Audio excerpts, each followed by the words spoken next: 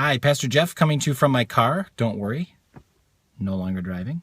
I'm parked in my driveway. I'm actually coming home from work, which is what made me think that now is a great place to talk about the letter of James. We're going to be reading the letter of James in worship over the course of the next 5 weeks. Now, Lutheran Christians tend to have an aversion to the letter of James. We somehow have locked into our psyche that it's not something worth reading. After all, Luther did call it an epistle of straw, which kind of means not worth much. But I think James is loaded with all kinds of stuff we can use, especially for our lives of faith today.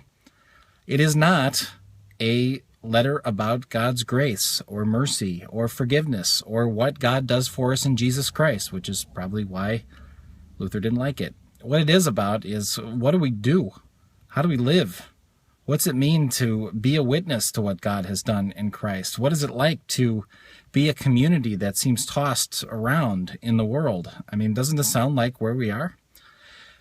So we're going to be looking at that over the course of the next few weeks, and it starts on Sunday. We've got a great passage, be doers of the word and not hearers only. That faith is meant to be put into action. Now, is that about God's grace? In some ways, yeah. It absolutely is. Grace is a gift that's so good that we can't just keep it to ourselves. We somehow aren't fruitful otherwise.